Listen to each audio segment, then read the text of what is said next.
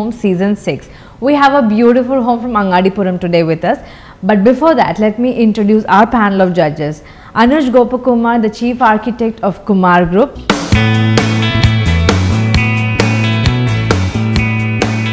We also have Sudha, the Architect and Interior Designer of Swasti.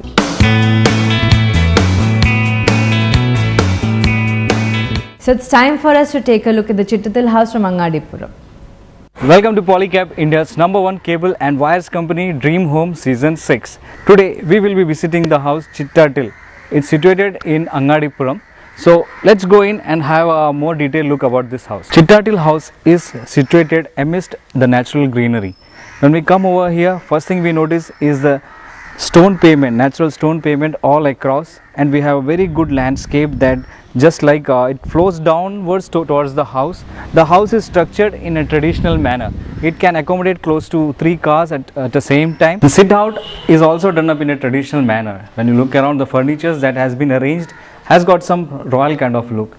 Over here we have steel railings over here as a barrier. The flooring is done in granite. On the ceiling part, it's kept plain in white in color, and if you look at the windows, again they have given lighter shades for the windows. All are wooden windows has been used. The door also is kind of unique because again we have a window, a large window on one side, and the door is accommodated. The door also has a detailed designing. The car parking is located very next to sit out.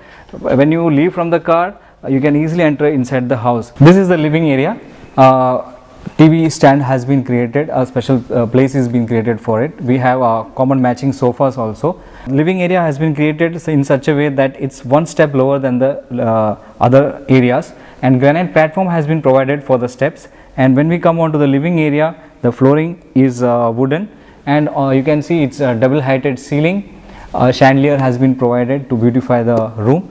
And we have windows, small windows all across it, so that there is an ease of access for air and sunlight. Is a modular one. You can see the tiles has been provided, wood finish tiles has been provided for the floorings. The ceiling has been kept simple with just 2 lights and a fan.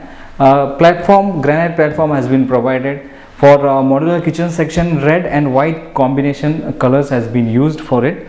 And then a single pattern follows all through the kitchen area. If you look around, there are 2 huge windows to provide proper air circulation, and that windows overlooks the courtyard. So whenever you are cooking, your mood is corrected by seeing a good patch over there.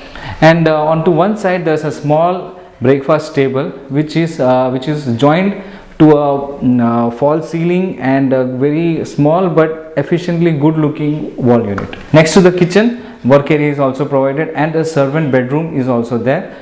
There is also a passageway which leads outside to the other side of the courtyard. Alright, so let's start with you today. What do you have to say about the exteriors and landscape of this house? The house is set well below the road level, steep topography leading to the house. I'm very glad they built it as it was, basically because the tendency now is to keep raising it and artificially creating a mound so that the house doesn't get flooded. It is a requirement, but it can be very well solved within the natural landscape itself. So it's beautifully kept tucked away below.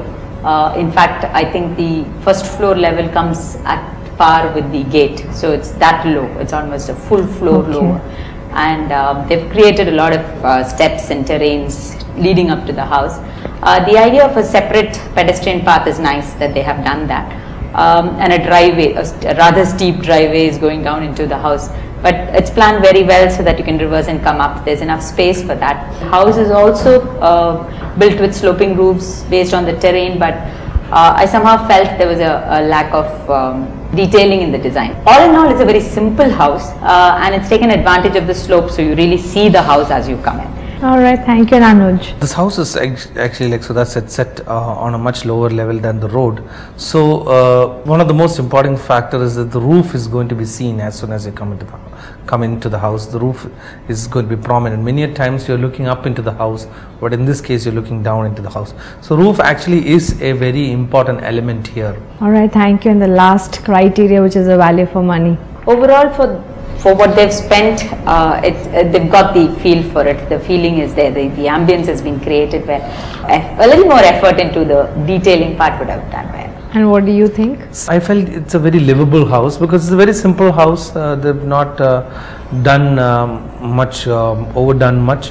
The house also from the exterior looks simple. It looks like a home. They definitely have got the value out of the house, the money they spent. And so with that we come to an end with the judgments of the judges. So now let's listen to the scores. Let's start with Sudha. How much would you rate the exteriors of this house?